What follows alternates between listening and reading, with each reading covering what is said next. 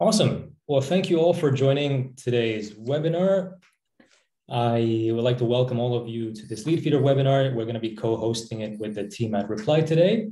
Before I let William introduce himself, I'd just like to give everyone a heads up that the session today will be recorded and it will be emailed to all the registrants by latest tomorrow. If you have any questions, do ask them in the questions tab in the chat function, and we will get to them at the end of the presentation.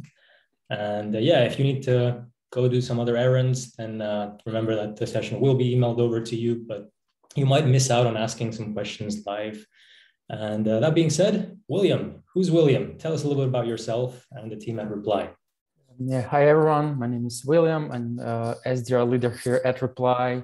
I'm spending like 4 years now here, leading our SDRs, and particularly I'm keen on topics like sales development, outreach, intent-based outreach, and prospecting topics. Awesome. Myself, I'm Dipak. I'm your host for today. I'm the sales manager at Leadfeeder. I've been at the company for almost 4 years, which feels like an eternity, but in a good way. It's a real startup experience. And hopefully we'll be able to share some gold nuggets with you all today, something you can take away and put into practice.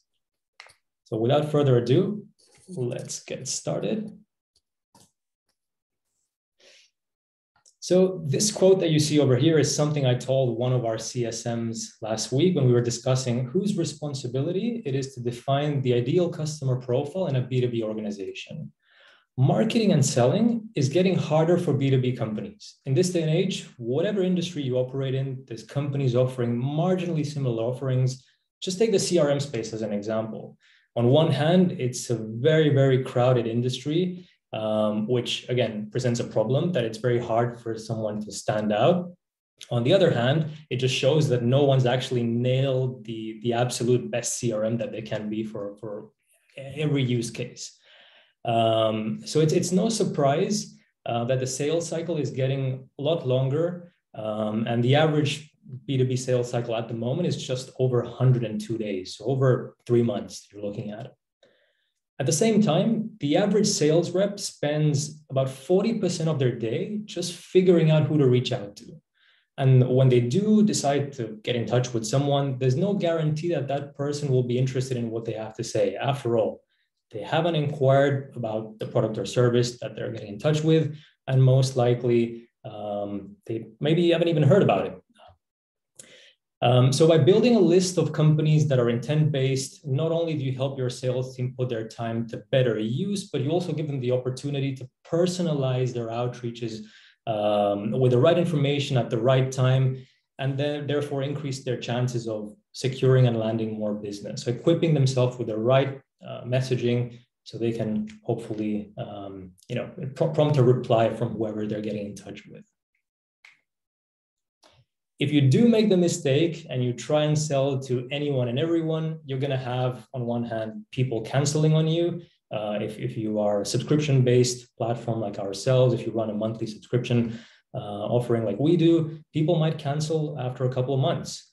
And when they do cancel, they'll be left with a sour taste in their mouth after expectations are not met, which in turn may tarnish or damage the image of your brand over the long term if it happens over and over again. And people are going to be very disappointed in your company. So ICP, I mentioned this, it's been in our webinar landing page. What is the definition of an ICP? The ideal customer profile are a set of characteristics and detailed outline of what your ideal customer looks like. So essentially, what companies would get the most value from using your product? You can't create a database of account and contact data without first understanding those right parameters. And not to mention understanding the viable total addressable market. So essentially, how many companies are out there that tick certain boxes that ultimately tick certain boxes that indicate that they will be the ones that you could ultimately sell to. If you're a Leadfeeder user, it's specifically important to understand your ICP, so you can then find opportunities amongst the dozens of companies that are visiting your website. So how do you go into determining your ICP? I've broken it down here into 4 steps that I'll go into a bit more detail. So step 1, Pretty simple. Make a list of your best customers. Now, best is very ambiguous. What's best for me might not be best for yourself. So first and foremost, understand what is best and why are they best. So best could be defined in many ways, whether that's lifetime value, how long they took to convert, what makes them successful, what characteristics do those companies share. Which then takes me on to my second point. Once you have that list of best customers, try and find out some patterns or something that they have in common. So is a certain company size your sweet spot? Are they based in a certain location? Are they perhaps more focused on pay-per-click marketing than SEO? Have they all received funding in the last 6 months, for example? At Leadfeeder, sharing an example internally, we look at the size of a certain organization. So for us, we know that somewhere between 300 to 800 employees, that's our sweet spot. We also look at the industry. So whilst we cater to everyone in the B2B space, we don't do B2C, only B2B. We know that our sweet spot lies with companies in the software SaaS space, for example. That's where we have the best or highest conversion rates. When it comes to countries as well, we serve the whole world as long as companies are B2B, but our ideal customer is based predominantly in Europe and the US. And for that, we need to take into account cultural and language differences as well, which we do. Just a tip from my end, in order to gather that data, I advise you to use as many sources as possible. So things like conducting user surveys, tool-based analysis. The more data you have at this point for step 2, the better. Number 3, once you've looked at what those customers look like, those patterns in common, figure out what are some common problems that they're having and what solutions can you provide to them. So what are some initiatives that you can perhaps reinforce? Or what are they essentially looking to achieve with a solution like yours? And number 4, pretty obvious, once you've figured out that ICP, make sure it's documented somewhere, it's written somewhere. It should be pretty self-explanatory. At Leadfeeder, we've added this to our sales playbook, so it's accessible by our sales team at any given moment. At the same time, when we do onboard and train new reps who join our team, we go through that with them, so it's ingrained in them right from the start, and they know ultimately who we're selling to from day one. I just thought I'd clarify this because I've noticed a lot of people online use both of these terms interchangeably, but they mean very, very different things. On one hand, you have the ICP. So like I said, the companies who would benefit the most from your product or service. Typically, these are companies who have the quickest turnaround, most successful sales cycle, the greatest customer retention rates, and are ultimately the end users of those companies are ultimately the best evangelists for your brand. The reason I say this is so valuable is because there's nothing like a referral. A referral is a gift that keeps on giving. So that's the ICP. Then you have the buyer persona. So this is where you look at the individual at the company you're targeting and going after. So not the company, the actual individual, that hypothetical fictional character that you have in mind, but this might change across companies. So, what's their job title? What are those individuals measured on? What do their KPIs look like? What are some of the pain points and challenges they encounter in their day-to-day work? So that's the difference. ICP, buyer persona. I think the diagram that I've added there illustrates really well the difference. So ICP is more focused on company name, and then buyer persona is more that individual. Once you've figured out the ICP, what do you do? Where do you go on from there? So it's now to look at that total addressable market for your offering and target it using one specific data point. So for the purpose of this slide, I just chosen an example. Let's say I want to target companies who are using our competitors. And there's 2 tools that I would use to aid me in building this list. On one hand, I would use Built With. So Built With shows you what technology companies have on their website. So if you go on our website, for example, and you run Built With, it's a Chrome extension that you can install and just execute as you go on someone's website. If you run that, you'll see that we're using Leadfeeder as a technology. So it shows you what technology companies are using on the website. And then I supplement that information with Zoom info or alternatives like Cognizant, for example. And these help you build lists of companies that you can then go after, allowing you to filter with intent, something we're going to be covering later on, and allow you to kind of fragment that data even further so you can specify the companies that you want to go after based on certain criteria. Once you have that list of companies, what you want to do is just run a check. Are those companies that I'm targeting or wanting to go after, are they visiting our website already? If they do visit the website, what are they looking at? Are they actually engaged? Can I use whatever they're interested in, whatever they're showcasing interest in, to further personalize my approach? And hopefully when I do then reach out at some point, I'll do so in a more meaningful way. If you're using Leadfeeder, it becomes very easy to keep track of those target accounts. So once you have the list of those accounts that you want to target and go after, it's quite simple. Just head over to settings, under account, you'll find an option that says imported lists. So just go in there, upload the list of companies that you're targeting and going after. Once you add them on there, you can even set up an automation whereby whenever a company comes in that corresponds to a match on that list, you'll be notified. And that way you don't have to worry about going on Leadfeeder and checking for yourself when a company has visited, hasn't visited. You can set up that automation to be notified when that company comes in at the right moment, at the right time, and see exactly what they've been looking at. And if it deems real interest, then ultimately conduct that outreach later on. If you're a Leadfeeder user and you need any help in setting this up, feel free to contact my support team using the intercom chat button on the bottom right-hand corner of your dashboard, and they'll give you a hand in getting this set up.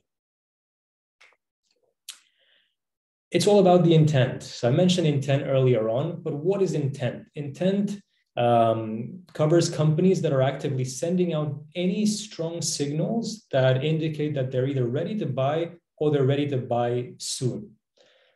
So whatever platform you use to determine that intent, the signals could be any of the following. So someone clicks on a social media ad, something got their attention to click that ad in the first place. If you're using Leadfeeder, you might identify that that multiple people from a company have visited your website, which is again a very strong signal that perhaps your product or service is within a wider topic of discussion at the company. So multiple stakeholders are taking a look at it. And again, it might be discussed, it might be within a big conversation. So it showcases that, something is happening at the company, your product and service is being discussed perhaps. Frequent visits and length of time are, again, very strong signals. People in general have very, very short consideration spans, so they need to be hooked quickly. So the fact that they're recurring visits or spending a big chunk of their time on the website shows that something's bringing their attention back on the website and something's keeping them on there. And if something's keeping on there, it shows that they perhaps have some other interest. So it does deem real interest, as well as if some of those pages visited correspond to pages that are, those real intent pages. So things like your pricing page or your product page, these pages indicate real interest. So if you're seeing a lot of companies spending a big chunk of their time there, clearly they are ready to at some point pull the trigger and move on. The last one, depending on how someone reacts to your email newsletters, with the number of emails that I receive in a given day, I make sure of only subscribing to something if I'm really, really interested in it. I try and avoid just sending my email freely. So yeah, if someone's willing to subscribe to your newsletter, they're happy to be notified with whatever you're sharing. And so maybe they are really interested in what you have to say. So just keep an eye on that as well. So just an example on how we set our lead scoring model. We use the custom feed option in Leadfeeder, and we add a series of filters, and that way we can get a bit more granular with what we see within that custom feed, as opposed to seeing anything and everything. So what are some other uses for intent? So like I mentioned earlier, marketing is becoming increasingly hard. Generating high quality leads is a massive struggle. So I'm not surprised to hear that 61% of marketers have this as their biggest challenge. Often leads are maybe not there yet. They're still conducting some research. They're still in that awareness stage. This is where marketing retargeting can help them get to that interest stage a lot quicker. At Leadfeeder, we've segmented qualified leads into 2 tiers. So on one hand, we have those leads that are ready to be contacted by sales. And then we have those other set of leads that are perhaps not there yet, that often just need a little nudge or push from marketing to complete that call to action, whatever that might be. So book a call, sign up for a free trial, book a demo. So sales and marketing, we can break them based on how qualified they are. Second use case, so targeting specific companies with personalized campaigns rather than targeting an audience as a whole. This is a very effective conversion strategy because you're targeting specific needs at a particular company rather than wasting your ad spend targeting thousands of people. So as opposed to just targeting, I don't know, digital marketers in Stockholm, you're targeting certain companies with a certain challenge that they might be having based on something that you may have picked up on. So you're not spraying and praying, you're not burning through those leads. Say, for instance, I have William, I'll just use William as an example. I noticed that 2 people from Reply read a recent blog post that we sent out about average industry churn rates. I could use that information to specifically target Reply employees on LinkedIn with an ebook that we put together that answers just that, how to reduce churn rates. And the last slide on a use case for intent here is to improve your sales outreaches, of course.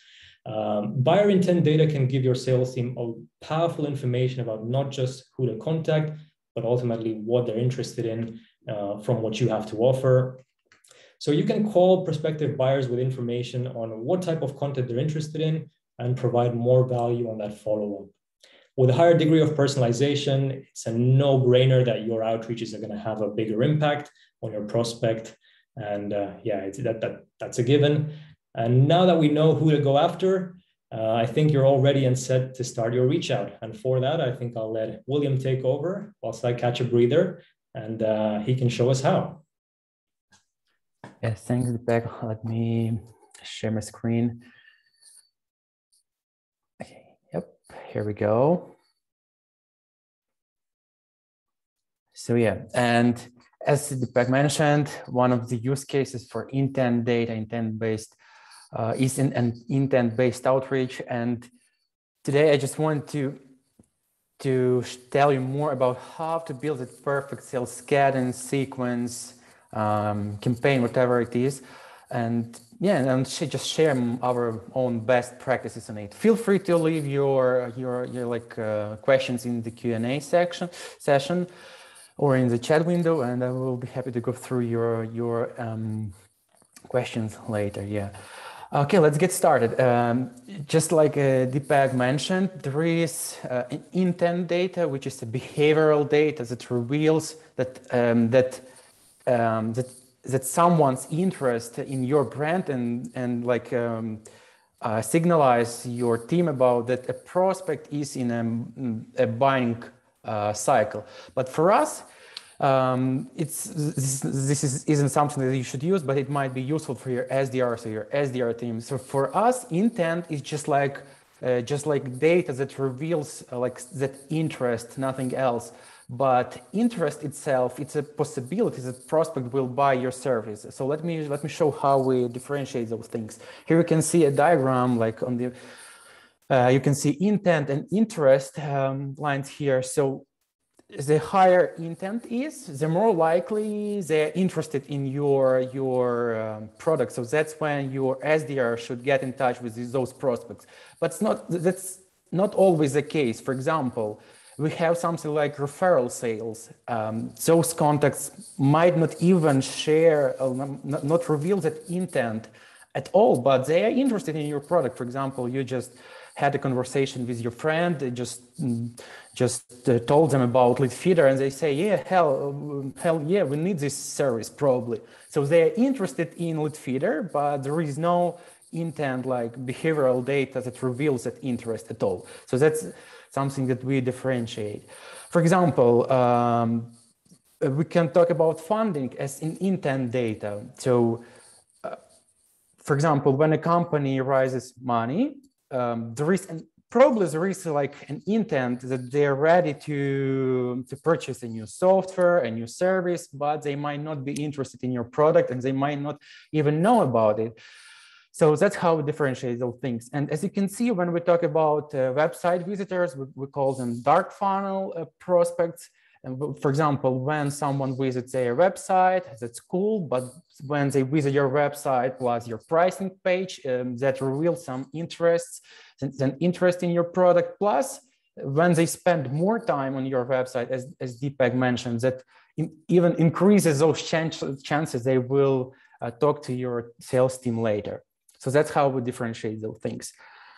And yeah, so sets our cadence for our sequence for intent-based outreach. It's like 10 steps within 60 days. I will share, I will talk about it right now.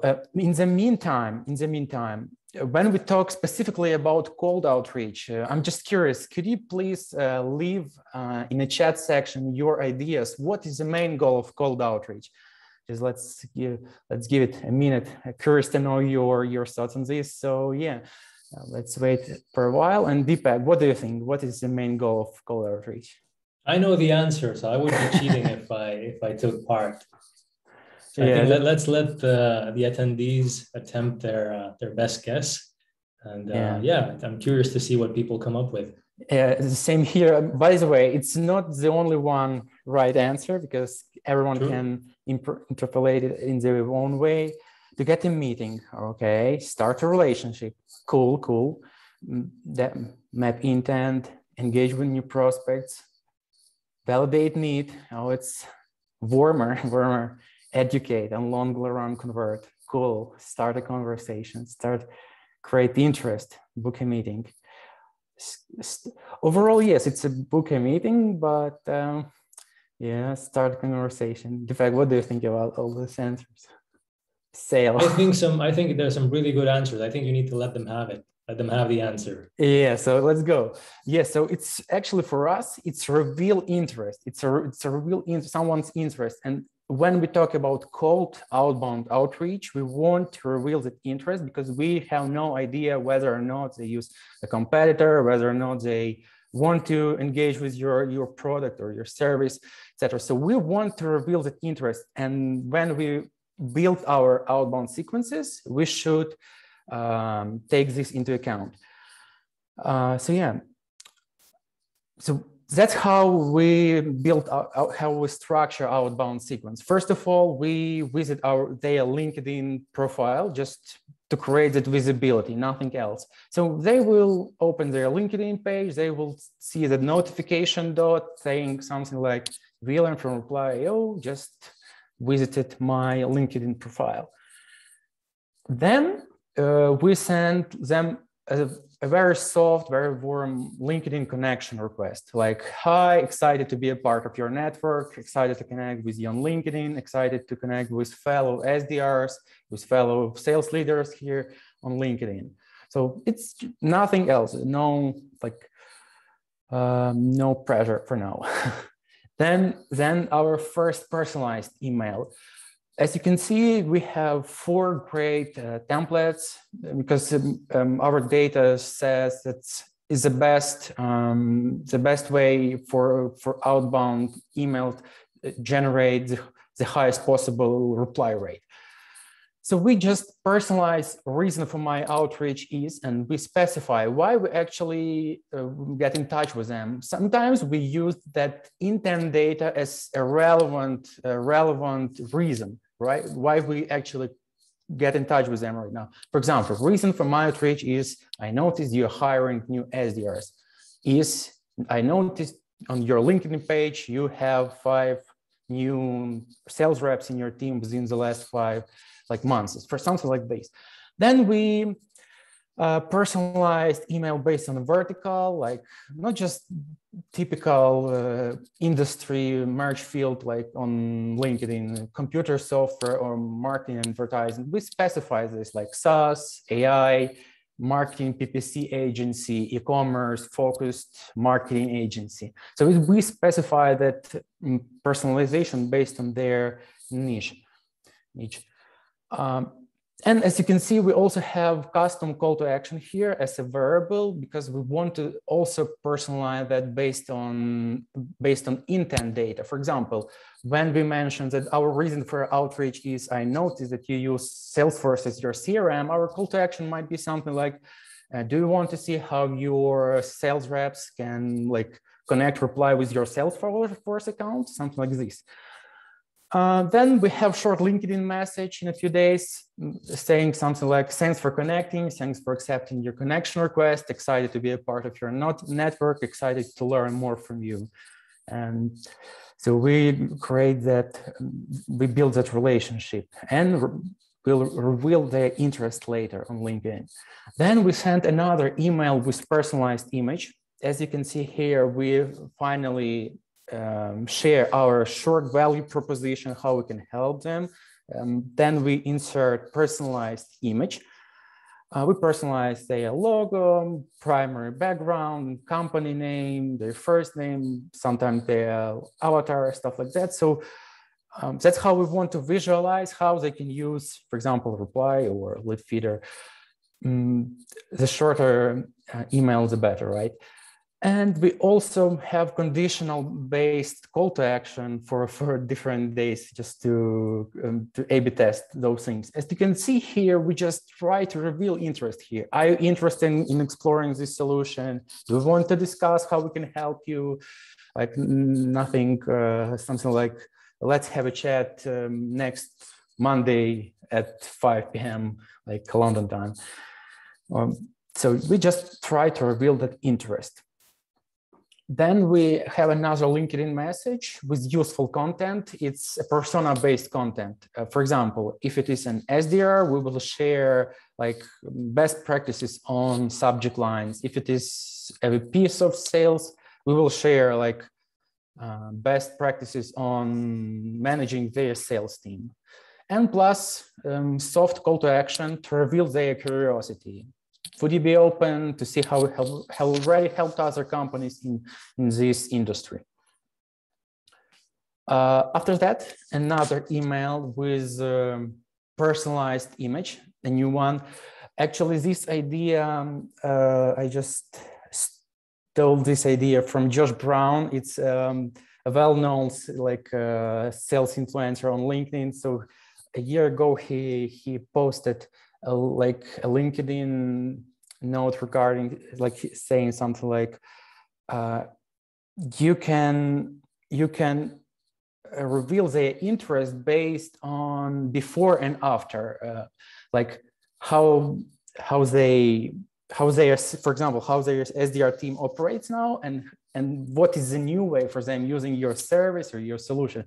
So that's how we use it.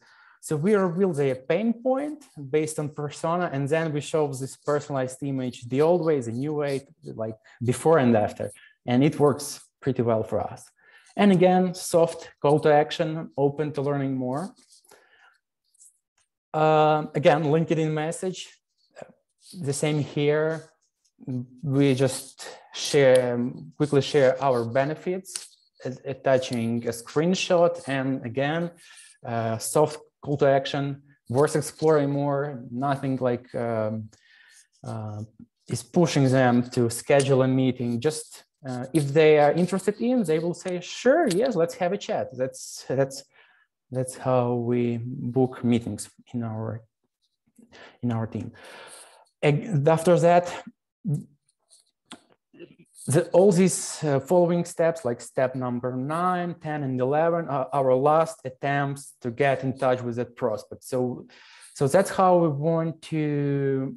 We know that we won't get lots of positive responses here, but we want to personalize our outreach even here, just to, because we notice that there are lots of contacts, lots of prospects who just read our emails, click our links, open our emails, but never reply back. Maybe they need something personalized. So that's how we want to grab their attention. So it's pretty simple email. We just personalize it with VDR videos, Loom videos, and again, just want to reveal their interest.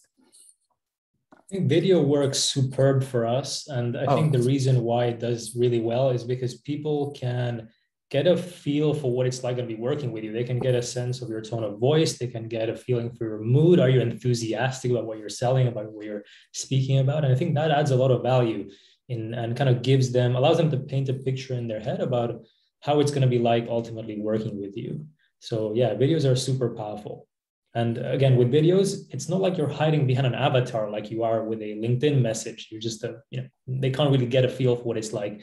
With a video, they can see you, and it's taking it a step further. So videos work super well for us at Leadfeeder. Yes, exactly. Well, we use videos for more extensively for inbound SDRs because it's easier to to make them excited. But for outbound, it takes too much time to put personalized video in the very beginning of our sequence. So that's we trying to push it to the back end of our sequence. Then we use referral email. We just asking for the appropriate person we can talk with, and usually we get an email to that appropriate person, and then we run another referral sequence for that person. This is also a great template to get responses, but of course it's harder to book a meeting. So we actually have lots of positive responses here. And also being an introvert, I also enjoy polite tone. So usually I add something like "thanks in advance, have a wonderful day." I don't know actually if it works, but that's the way I want it to be outreach, to be like emailed myself.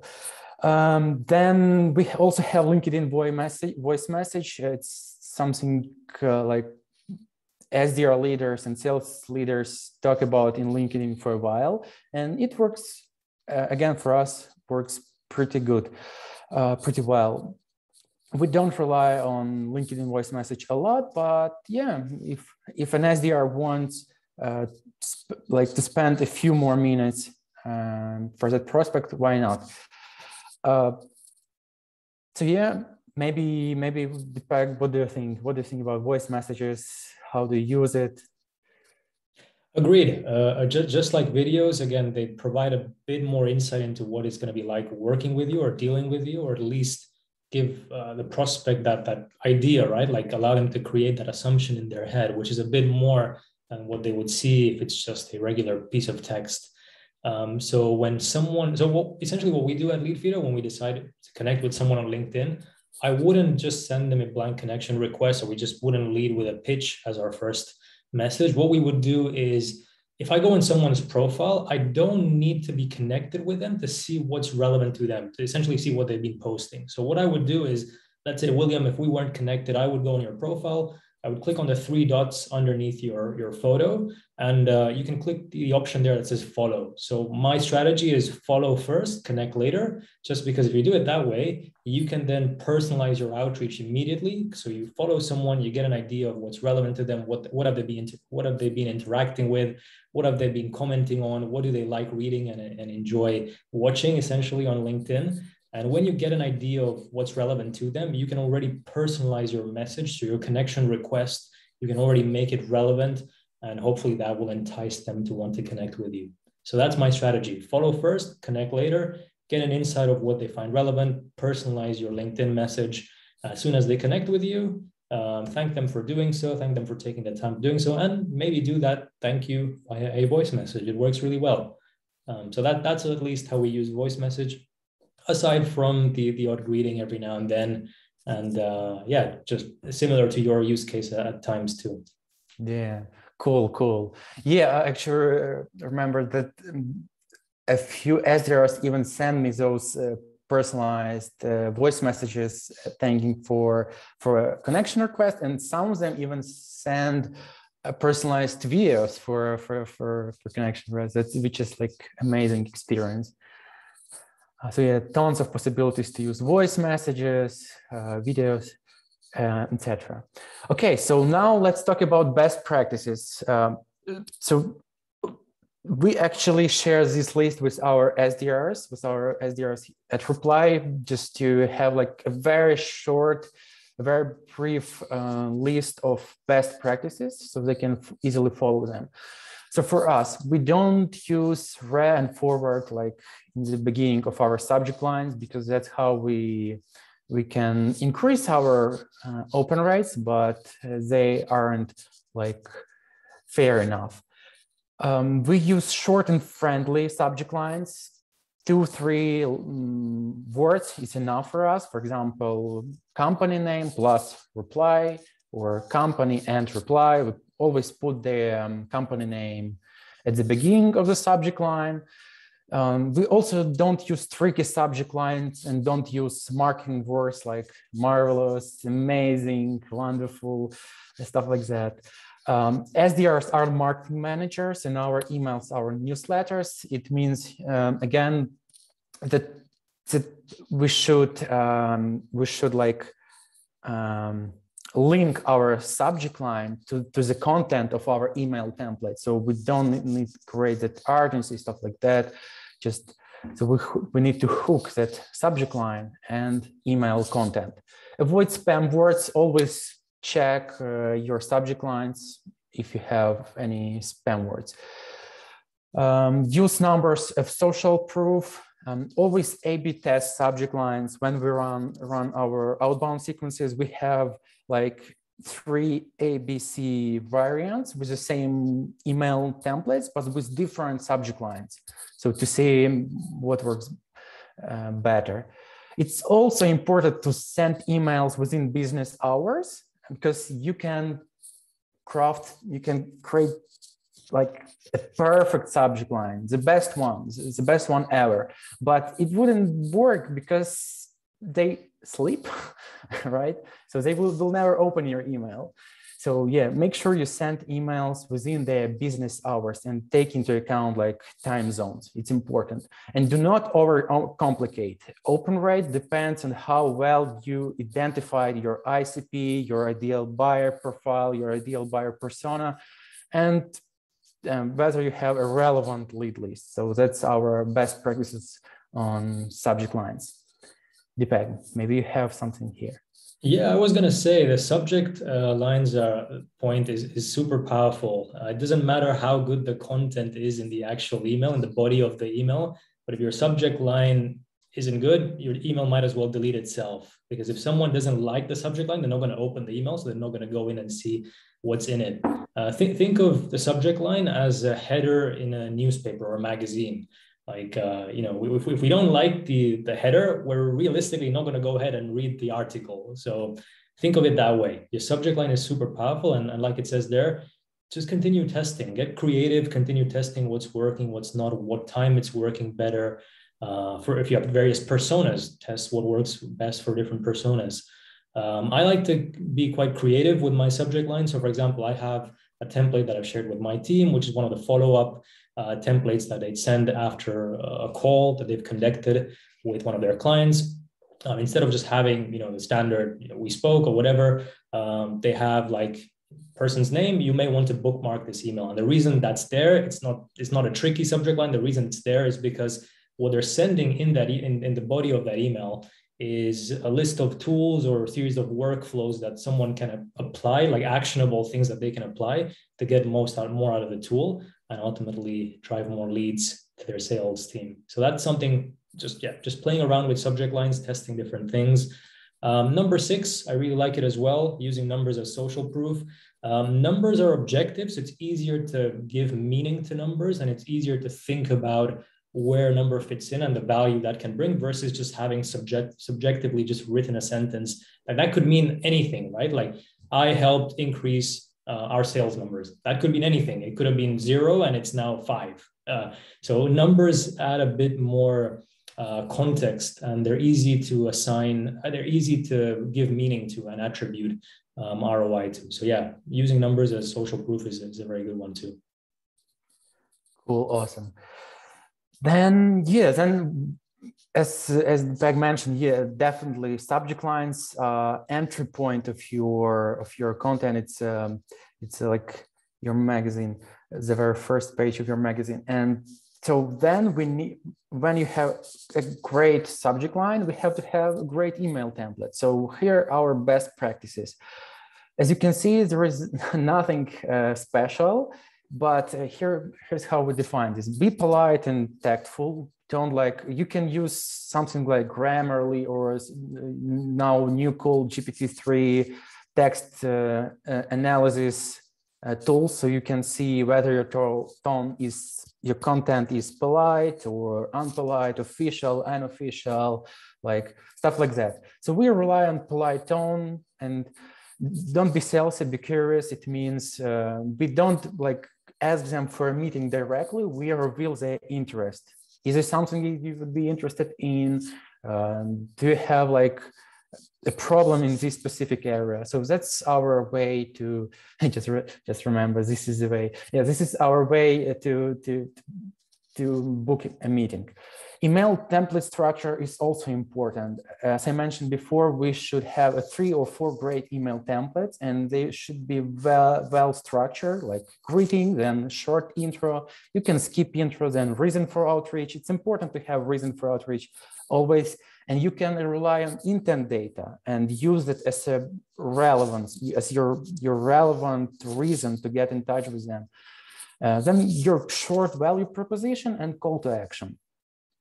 Then also make sure you have 120 words as a maximum, some maybe even less.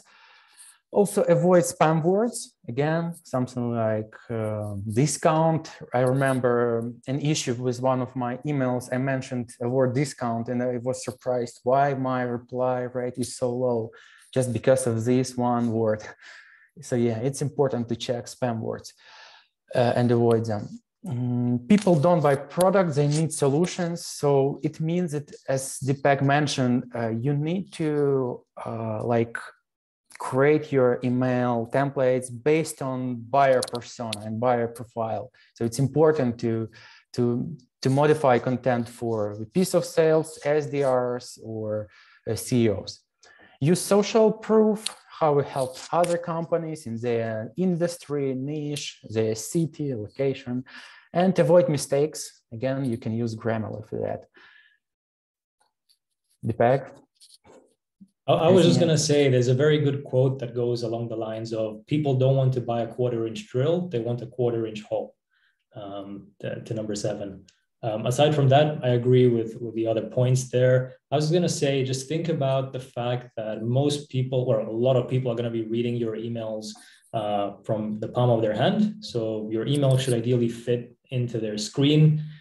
They shouldn't have to scroll through the email. If they have to scroll through the email, it becomes too tedious, a bit too much, and people are going to just skip through that email and go to the next one. So try and condense it to the size of your phone screen. Exactly. So yeah, that's why something between 200 and 250 words is fits mobile phones as well.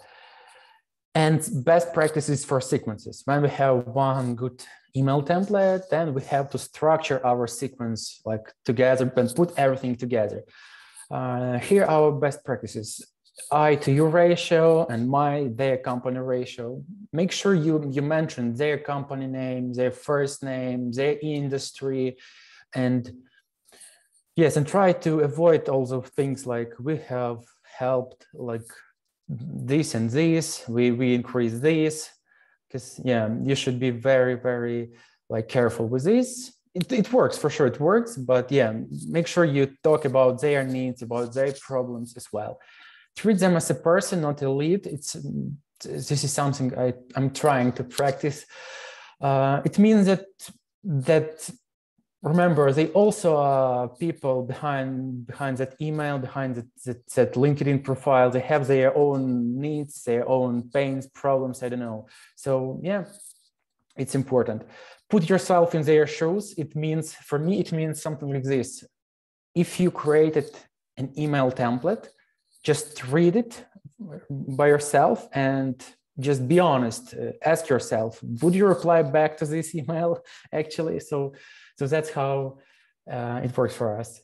If it's so, maybe it's okay. But if you skip this email, if you decide to skip this email, then maybe you should rewrite your email copy as well. Use opt-out links, especially for cold outbound outreach, because that's how they can just simply mark you as a spam, and then that is a place and you get some issues with your domain reputation.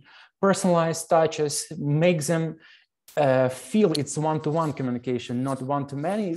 By here I mean that you actually have to make them feel about it. You shouldn't do this, but you make them feel this. How we do this? We use conditional variables, for example, happy Monday, good morning, instead of generic how are you, or good day, or stuff like that. You can use conditional variables for this, and it makes your outreach a little bit warmer.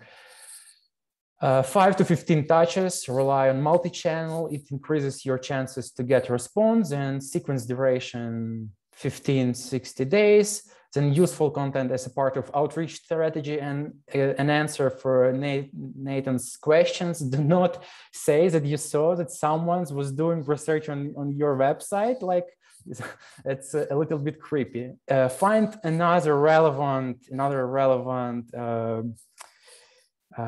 like intent data, whether they're hiring new employees or growing their company, or I don't know, something else.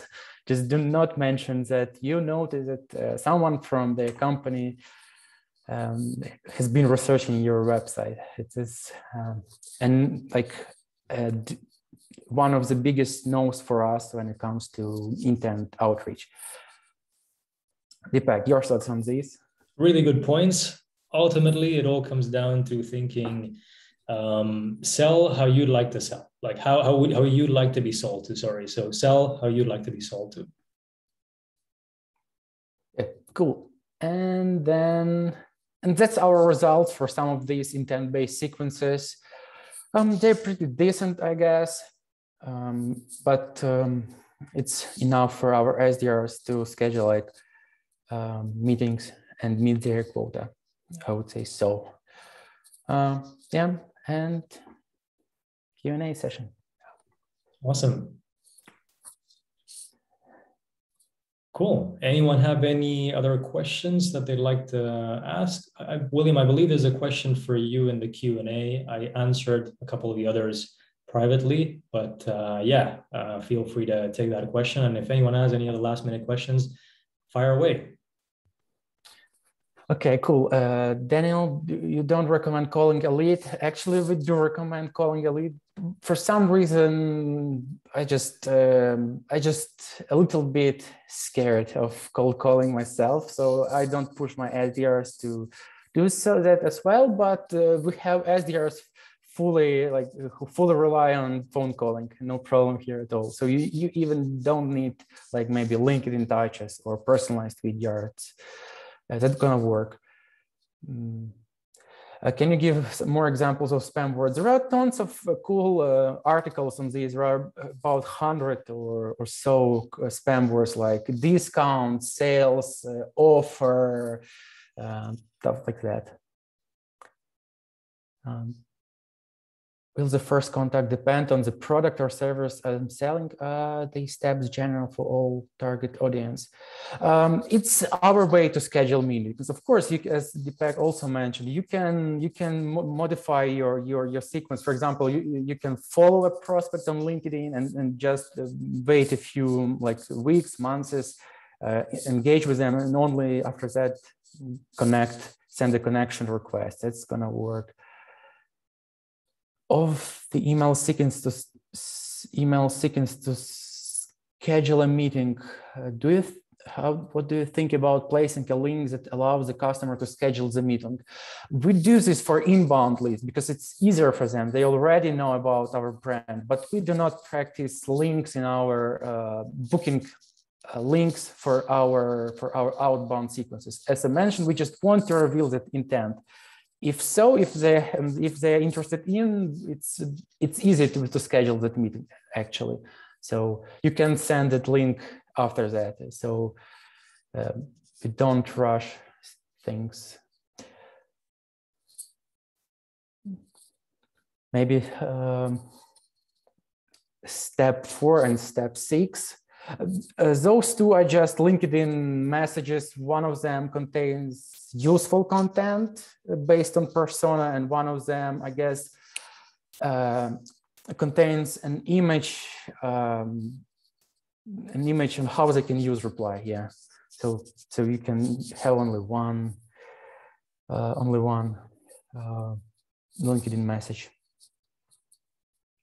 Cool. Shall we take the first one by Danielle? I like that question.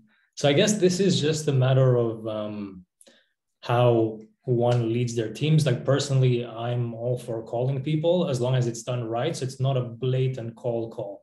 If you're calling companies that have visited the website, so at least it's going to be a slightly warmer call. They've expressed some sort of interest. So I'm all for calling. Maybe William takes another route. And yeah, I'll guess I'll let William say why. So phone calling is, yes, it's also a great strategy, but just like, I don't know, it's happened historically at Reply for cold outreach, because primarily we were a tool for emails, like sending personalized email sequences, and I didn't want to use something else like outside of Reply. I can see a few more questions regarding Leadfeeder, Dipak. In the Q&A session, yeah.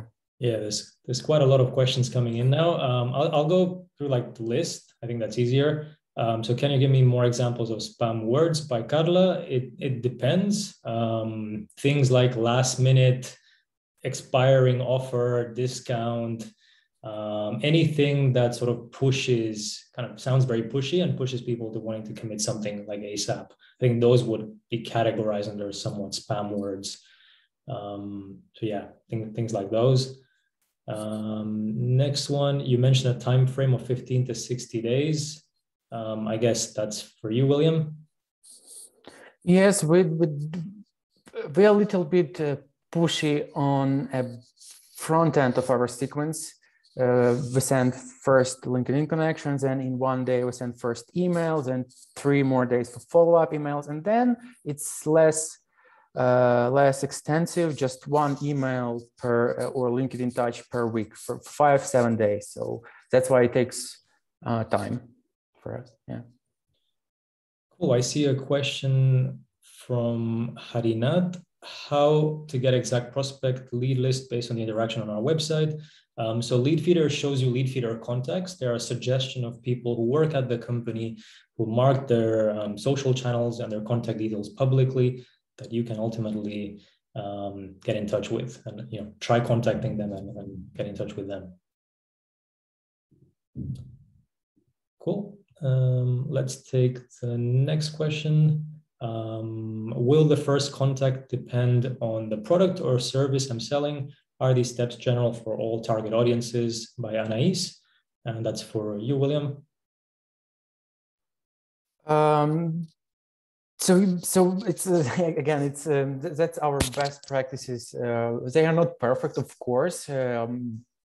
Sometimes even long email templates work.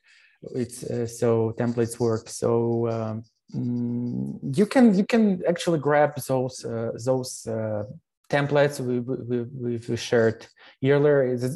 Modify based on your industry persona, and this will work. I believe so. This will generate your reply rate. I was going to say the next one here, between LinkedIn and emails, which one has worked best in terms of setting up demos and calls? By Carlos. This really depends on your audience, who you're selling to, where do they hang out. I can just say from experience lately, the last year and a half, we've had very good traction on LinkedIn. We've been able to increase our connection rates through LinkedIn significantly.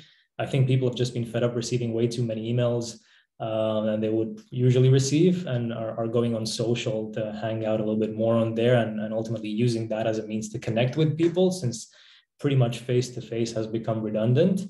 So LinkedIn has worked really well in terms of connecting with people and setting up those calls for us at Leadfeeder. That doesn't say email doesn't work, but we just noticed a spike in the LinkedIn connection rates that we have.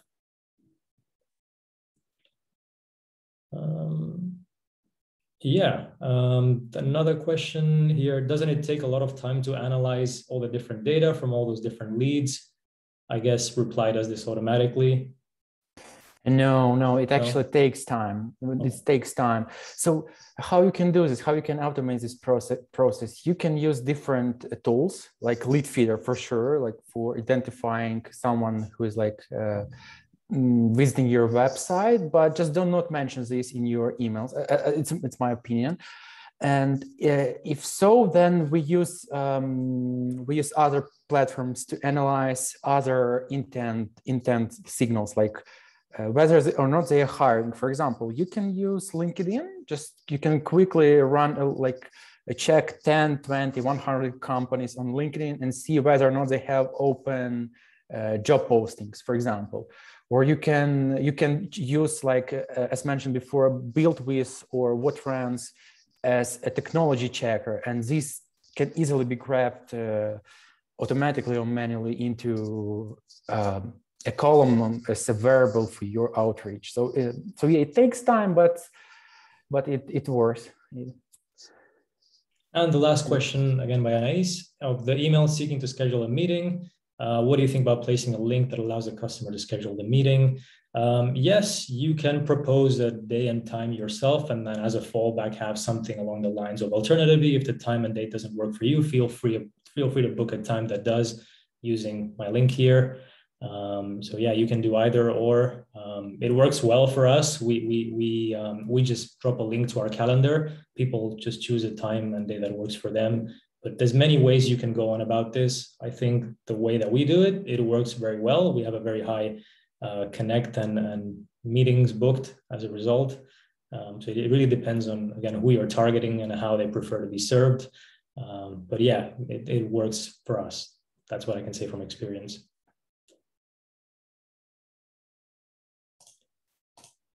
Cool. Seems like there's no more questions. Any last minute questions before we conclude this call? Yeah, tons of great questions. Tons of relevant questions. Absolutely. Yeah, cool. Awesome. Well, thank you all for tuning in today. The recording will be sent over to you by latest tomorrow. If anyone has any questions, they can by all means approach William and I on LinkedIn, and we'll be more than happy to get in touch and arrange a call if there's anything that needs to be discussed that way. But ultimately, yeah, if anyone has any questions, don't be a stranger, reach out. We'll be happy to help you out. And yeah, good chatting to you all, and stay tuned for the next webinar. Yeah. Bye, everyone. Okay, bye. Bye.